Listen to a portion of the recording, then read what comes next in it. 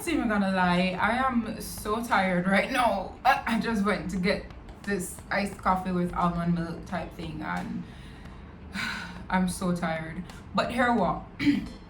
I'm on a schedule with you guys, and I am not breaking the schedule, okay? Especially because I have good news to tell you now. Then we can't do that. I forgot 2 things back to tell you now. First thing is, guys, guess what? Today is September 1st. Today is September 1st. You know what that means? It's another opportunity for you to right your wrongs, for you to write yourselves in the good book, you know, for you to just write yourselves in the book of bombness. Listen, every month, the first of every month, I see it as an opportunity to start over. So, I did a budget last month and it never got too well. This is a new month. You can start again. You were on a fitness program and you kind of faltered a little bit. You never gave it your all. New month. Give it your all again. Or try to give it your all this time. But it's a new month, and I have a whole heap of goals that I'm trying to knock off for this September here. And boy, it's September 1st and I'm so tired already. But anyway, the next thing is, guys, oh my god, I'm pretty sure, or probably certain, somewhat sure, that you would have been seeing ads. Are you seeing ads? That's what that means, guys. We're monetized. We're monetized. We're monetized. We're monetized. We're monetized. Well, I want to say thank you so much to you guys. I'm so grateful and thankful and just happy that you guys come back every single video. You are, listen, my family are one of the strongest family them when me see on YouTube. On a really come on a show, and it's just a good time every time I drop a video. So I'm super grateful. You know what, guys, when I get this first YouTube check, I don't know what's gonna be on there, but I am committing to give away my YouTube check. So I'm gonna do a giveaway. I'm gonna give it away, whatever it is. I'm gonna give it away, and I don't know how to do the giveaway yet, but I'll figure it out. Cause you know, I wanna make it happen, and I just feel like say, you know, the right thing to do. So I just want to help out one of my family member them. So yeah, another reason I'm excited, guys, we are continuing on the investment series, or whatever I called it last week. We're continuing on it this week. Today we're going to be looking at investment terms, and the reason why I decided to do a whole video on investment terms is that you need to understand what these terms mean and these phrases mean in order to understand how to trade on the market, how to make money on the market, and how to build a portfolio from the market. You have to understand these things. So I'm going to go through some fundamental concepts with you, and I'm going to try to bring Jamaican Karen with me. I'm going to try to bring Annabella with me. I'm going to try to bring Mas Tom, and I'm going to try to bring Pinky. We're going to explain to you, we're going to help you learn about the stock market.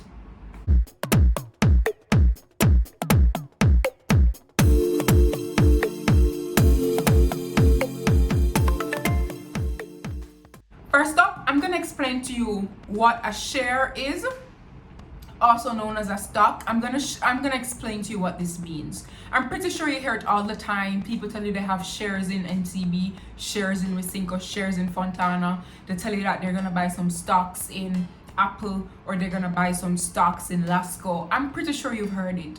I don't know if you know what it means, but if you don't, your girl got you back. I love that way so much, you know. Anyway, a share / stock. Now, this applies to companies. Now, a share is simply just a unit of ownership in a company. What that means is that a company can be owned by 2 people, it can be owned by millions or hundreds, millions of people. Each unit of ownership is called a share. We indicate that we own a company is by showing that we have units of ownership in the company. We have pieces of the company. We own pieces of the company. Each small piece is called a share. You understand? So remember, another word for piece is units. So we have different pieces of ownership in the company. Whether it is a private company or a public company, they all have pieces of ownership in the company. That's what makes up the company, or that's what makes up the shareholdership basis, or is that even a word? Anyway, of the company.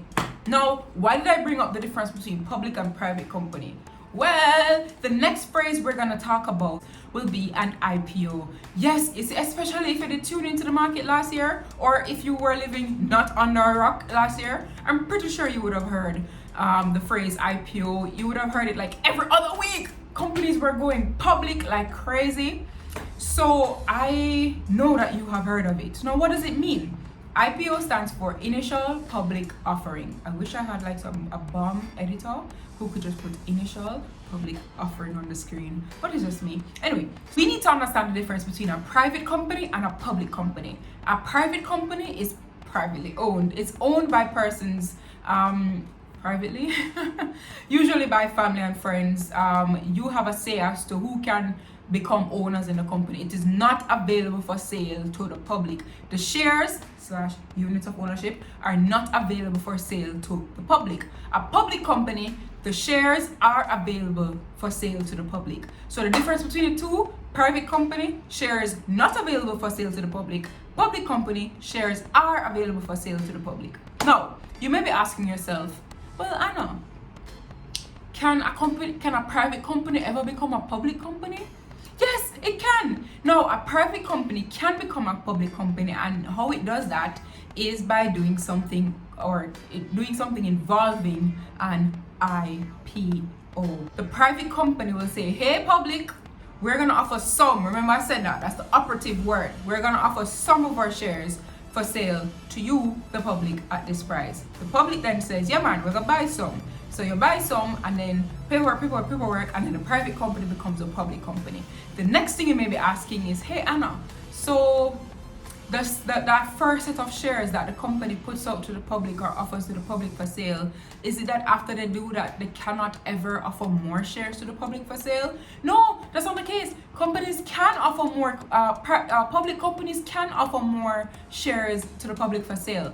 But what that is not an IPO, it is an APO. Remember, IPO means initial public offering, meaning it happens once. Initial, first time, can't take it back. Like a virginity, can't take it back. One time. It happens one time. So after that happens, then you can never do an IPO again. But you can offer more shares to the public for sale. And that process is called an APO, additional public offering. Additional meaning more, meaning extra, additional public offering. So basically what happens is that the company says, hey, public, we want to offer you more of our shares for sale at this price. And the public can say, you know what, we're going to take you up on that. So the public purchases the shares, and then paperwork, and then the units of ownership are basically transferred, loosely said, to the members of the public.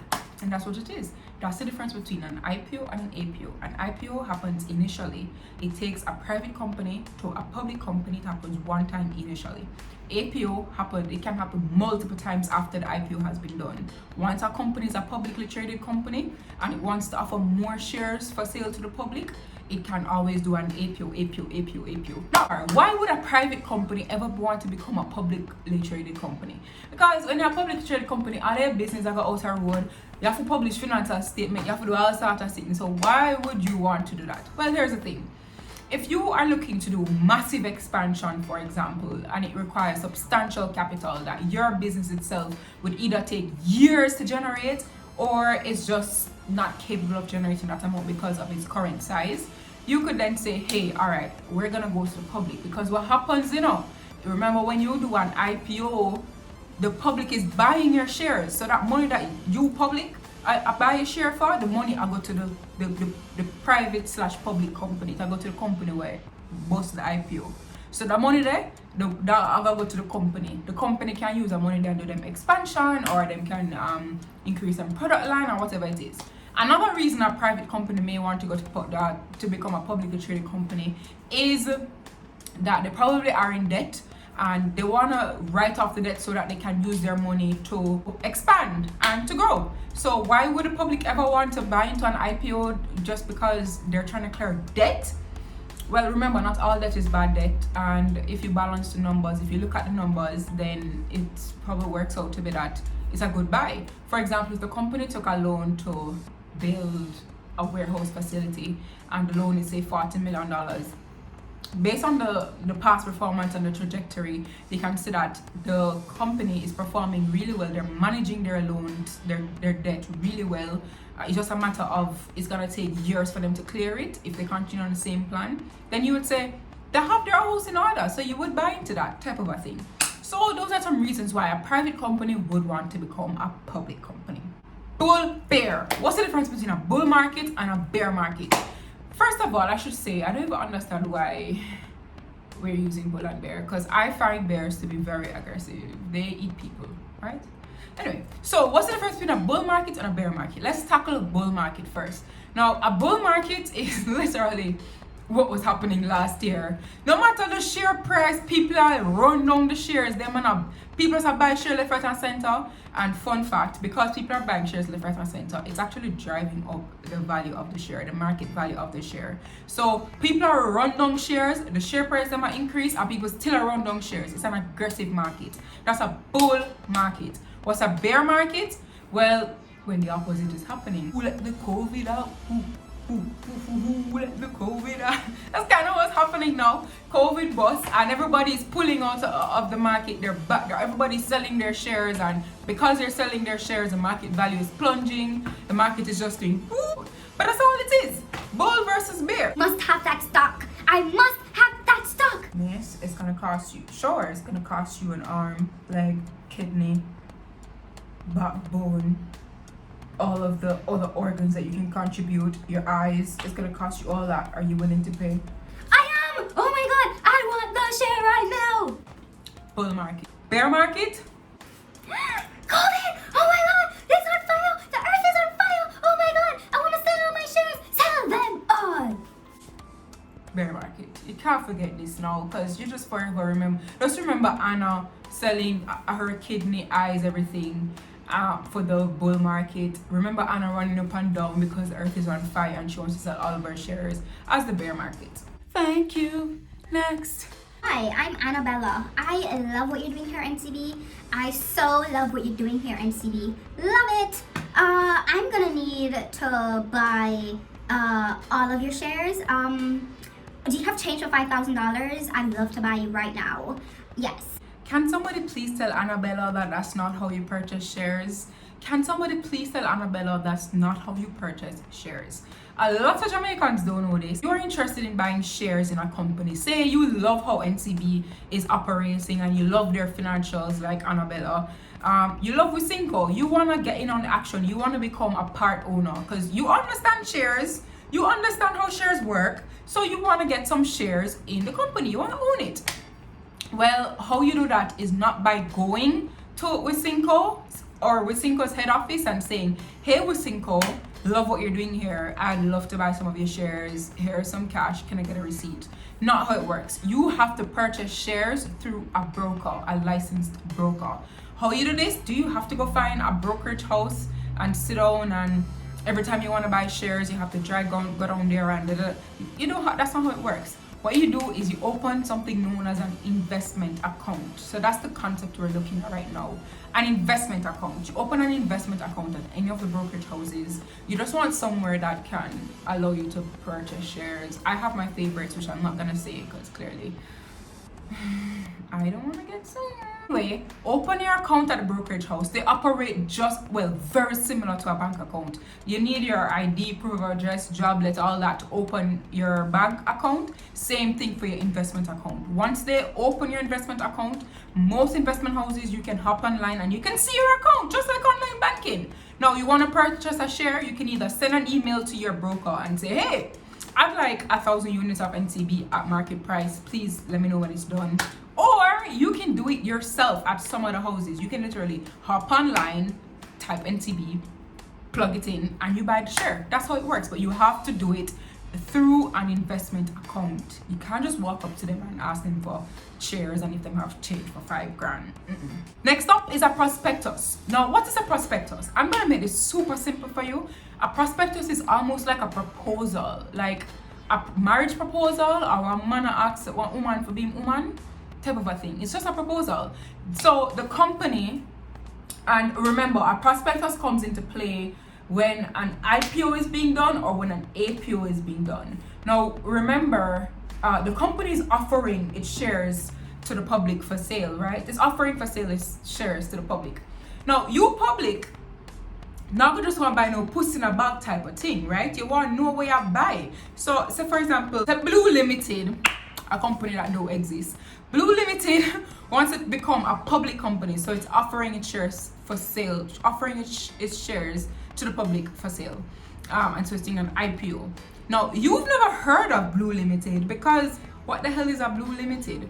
Now, you are sort of interested in purchasing the shares, but you want more information. You want to find out what are the future plans for the company. You want to find out the financial obligations that it currently has. You want to find out the financial performance. You want to find out about their history. You want to find out all that. You want to find out how many shares they're offering for sale to the public. You want to find out how much it costs. You want to find out the different types that they're offering. You want to find out all that out because you're not going to buy puss in bag, right? So where you can go to find all that out, the prospectus. It's usually a PDF document that the company sends out, and it's very public. You can go on and you can read it, all of that in there. I'm going to teach you guys how to read a prospectus one of these fine days, probably one of these videos in the investment series, because I really need to prep for it. I understand it, so I can show you, but it's all in the prospectus, just like a marriage proposal. Me, Blue Company, I propose, say you for buy my share them at X price, and me I tell you how me I bring come to the table. I have X amount in a bank, me have X amount in a debt, and this my plan for do with the money when we get it, and this me did do with the money when me did take out a loan X years ago. This is my proposal, and you be like, alright, cool, I see what you say, I see the pre, I spot free. Yeah, so it's just a regular proposal. That's what a prospectus is. Now let's talk about diversification. It's a big word, lots of syllables. I almost bit my tongue a while ago. Ew. Anyway, diversification is pretty simple. I want you to imagine, first of all, let me tell you the definition. It's essentially spreading out your risk. That is all. Spreading out your risk. Now, the best way to explain this is for me to use Mass Tom. Mass Tom goes to the gambling place, and Mass Tom buys $100 for lotto, and buy $100 for cash pot, and buy $200 for super lotto, and then buy $100 again for one of them ball something we normally see for CVM, and buy $500 worth of gambling things, right? So why would Mass Tom do that? Mass Tom do that because I don't want $500 I'm have, right? And I try him best for make as much as him can from the $500. You think Master man go put the whole of the $500 pound lotto alone, and if he miss one number, him goose get cook? No, Master man go say, you know what? I'm gonna take a chance for a lot and him bust up the money, right? In case it still give him a foot in the door now, because he can still win, it's still possible. But him gonna also put some money upon cash pot, because if him put him foot in the door for cash pot too, if you put all them $500 per lotto and none of number them no play. The whole like $500 gone down the drain just so. Just like your granny always tell you, don't put all the egg them in one basket. Next you go put the whole egg them in one basket, and the goat come and kick over the basket and broke the whole egg them, and you have no egg to make breakfast with, and you just got dead. Same thing, better you put 6 egg in the basket, and then you put like one next 6 egg over there up on the counter. So if the goat come kick over the basket now, alright, you still have your 6 egg on the counter, and you're good to go. You're not gonna starve. So you're spreading out the risk. You're reducing the risk of you starving. Same thing with the stock market. You have a portfolio. You're not gonna put the whole of $500 worth. You're not gonna put the whole of $500 per NTB stock alone. Suppose NTB, you know, some big scandal come. You know, them broke undercover and them just broke, and then NTB crash. The whole of your money gonna just go down the drain, so no. You'd spread out your $500 across. Buy some shares on NTV, some in a Wisinko, some in a Fontana, some in a Lasco. Just you spread it out. So if something wrong with NTV, you still have your NTV, you still have your Wisinko, Fontana, Lasco shares. If something wrong with Fontana, you still have the rest of your share them. So the whole of your money don't go down the drain. You're not risking all of your money. You're spreading out your risk. That, ladies and gentlemen, is diversification. Now let's talk about unit trust. What's a unit trust? Let me tell you, unit trust is pretty much just millions of people coming together, or people contributing to a pot, and the pot is being used to acquire an asset or to do some sort of investment that is likely to make some returns. When the returns bust up a share among all the people in the pot. That's literally what a unit trust is. I'm telling you, said simply, well easy. So just imagine, say, you know, so you have 10 friends, or you have 9 friends, so 10 on in a total, and the whole on having a head pan in the body. You know, say, you know what, every week or every month we're gonna put down $5,000 in another pot here. We don't know what we're gonna do yet, you know. But every week we're gonna put it down into the we go around and graph it out and girl. We're gonna put it in another pot. You know, our man. Anyway, put it in another pot. Every month we put down $5,000 in another pot. And say 1 year now we do it and we see one house pop up. One house pop up for $100,000 and the house good, you know, the house shell. You can fix up the house like a bit and you can sell it back for $1 million. All you do, take up that pot of money, buy the house, fix it up, sell it. Now the $9,900,000 that would be the profit, we bust up the profit, you share the profit among you and your friend them. Or you can put it back in the pot. That's literally just how, same way how a unit trust works. Only differences are, it's not just 10 people, it's millions of people. Second, everybody not contributing the same amount. Some doing 5, some doing 10, some doing 50. Whatever it is, but different amounts being contributed. The next difference is that it's not a $1 million investment. It's usually $1 billion investments or multi-million-dollar investments. That's usually how it works. And the returns aren't usually returned to the persons like in cash, like immediately. It's usually just returned to the pot. And if you buy out, then they just convert the amount of shares or the amount of units, hence unit trust, and you can get the cash value of it. Literally, that's all a unit trust is. Capital gain / capital loss. Let's talk about it, honey. Now, capital gain is, all right, let me use one example. Say you buy one share for $10. No. Next year, them time, you go back and you check and you see the share value $15 now. All it means is that you made a profit, you made a money on the market. So you make $5. Because the fact that it went up, the value of the share went up, is called a capital gain. That's it. Easy. Capital loss is reverse. You buy it for $10 and you come back next year and it worth $5. Capital loss. Easy peasy lemon squeezy. Now, what's a dividend? Dividend, I'm gonna make this really easy, like the whole of this video. When you buy shares in our company, you know, give to them because of pity, compassion, and you have some money where you can spare. You're gonna spare it, give them multi-million conglomerate. No, and that's how it works. You're saying to the company, hey, I'm gonna give you some money to help you out with your goals and your dreams. And in return for helping out with your goals and your dreams, I want a piece of every single dollar in terms of profit that you make. That's literally what I want. That amount is a dividend. That's it. It's a dividend. You don't get paid. It's not usually that you get paid like every month. It's usually declared every year. Sometimes they forego the year and they roll it over. But that's all it is. Your return on your investment, sort of. So say you have 1,000 shares in a company and the company declares profit. That's important. The company has to declare profit. If the company declares profit and they say that they're gonna pay 40 cents per share, it means that you're gonna get paid. How much would they say? 1,000 shares, you're gonna get paid $400 more or less. But that's all that means. Now, the last thing I'm gonna talk about is inflation. And by the way, that is the word of the day. Inflation. Inflation because 1, COVID, 2, I need you to understand why you need to invest your money, and I'm going to make it super easy. Inflation, let me give you the definition. The decrease in purchasing power of your money. So you know how 10 years ago you could have used $50 buy one patty and now $300 for one patty?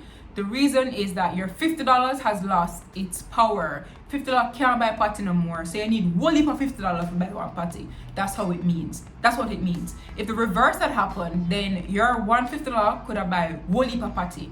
But it's the reverse that's happening. So we're gonna talk about inflation. Now, if you keep your money in the bank, honey, or under your mattress, well, inflation is happening. Inflation is happening. Let's say inflation is at 4%. It means that the dollar is the purchasing power of your money is decreasing by 4%. That's what that means. Now, if you have your 100 grand under your mattress, just like that, it means that 100 grand is actually losing value. It's losing value. So you invest your money for anything for at least 4% to be able to retain the value of your money. You understand? To retain the purchasing power of your money. That's all it means. So the very first reason you invest is to beat inflation. Say it with me, guys. Say it with me, kids, boys and girls. The very first reason you invest is to beat inflation, honey. The second reason you invest is to make some money. So anything above the 4% is money. Anything above the 4% returns is money where you make. You understand what I say? So, I'm going to see you guys in my next video. That video did get kind of longish, but we want to know if you understand everything. So next video, when we jump into the real of make money on stock market thing, you understand when me talk about, and you not scratch your head and say, what should I talk about? So I'll see you guys in the next video on Friday. Bye.